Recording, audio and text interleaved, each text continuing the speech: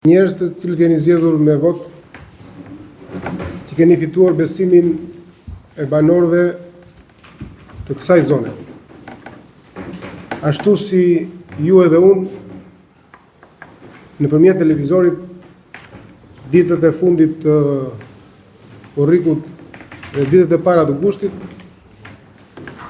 u njojtëm me draftin e Komisionit të Reformës, që Bashkia e Serenicës do t'i bashkohet Bashkisë Vlorës.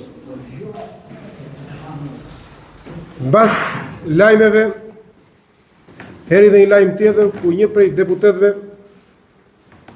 duke dalë e duke firmos shprehu që këtë kërkesë ka qenë e banorëve.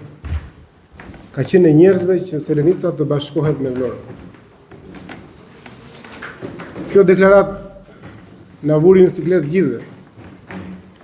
Më vendosi edhe mua, besoj edhe ju, këshilltar, po dhe ju kryetar të fshatit, që ne kemi dashur vetë që të shkojmë me Vlorën. Qëndrimi im zyrtar ka qenë para se reforma të bëhet, para se drafti të vitë. Kudo që unë kam pasur mundësi të flas, dhe kudo ku unë jam pyetur, dhe në komisionin parlamentar, unë kam shprehur mendimin tim me argumenta pse duhet të qëndroj Bashkia e Serenicës. Si një detyrim ndaj popullit, si një detyrim ndaj ju këshilltarëve, si një detyrim ndaj dhe ju kryetarëve të fshatrave, unë po e përsëris dhe një herë me fakte atë që e kam përmendur dhe në komisionin parlamentar. Ndër pikat kryesore të reformës ishte kapacitetet financiare të bashkive. Ne renditemi Bashkia 14 në Shqipëri me të ardhurat e veta për frymë. Renditemi Bashkia e 9 në Shqipëri ku shpenzimet që kryejmë i kemi për investime. Pra ne investojmë te komunitetet tona, në rrugë, në shkolla, në sheshe, në kanale, atje ku ka nevojë njerëzit, atje ku ka nevojë banorët. Ne renditemi Bashkia e 29 për funksionalitet. Nuk renditemi as Bashki e 47, as Bashki e 61, por renditemi në të tërë komponentët e saj të 29. Ky është një raport i bërë nga komisioni, dhe këto shifra që unë ju them janë shifra të komisionit. Borxhi publik i Bashkisë Serenicës sot është 3.6%. Renditemi ndër bashkitë me performancë të mirë ekonomike. Dhe renditemi ndër bashkitë e para në Shqipëri, e para për diversitetin ekonomik.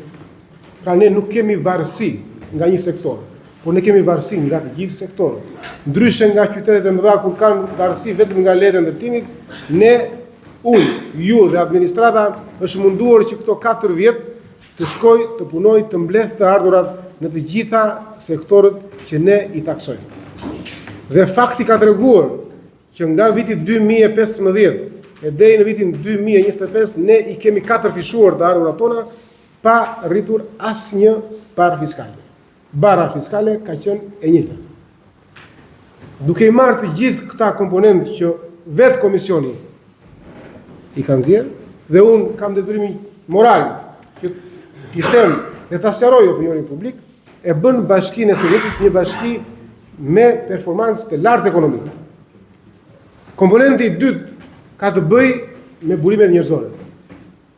Para disa ditësh, dhe në rrjetet sociale të mia i kam hedhur me foto. 16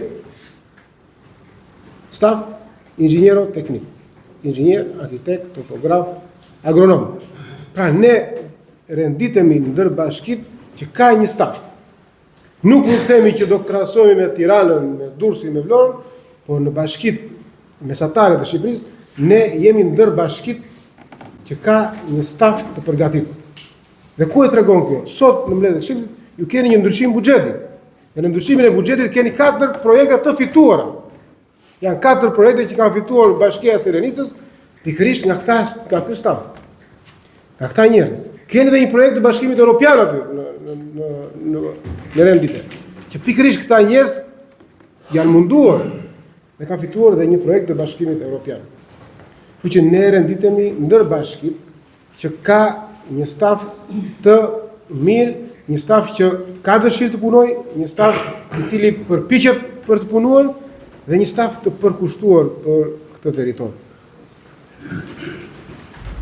E thash edhe më parë, kjo bashki ka një territor të gjerë. Renditemi ndër 20 bashkit në Shqipëri.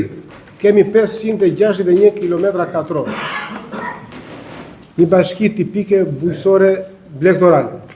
Një bashki e cila e ka lidhur jetën e saj me bujqësi, me blegtorin, me tokën, me vendin.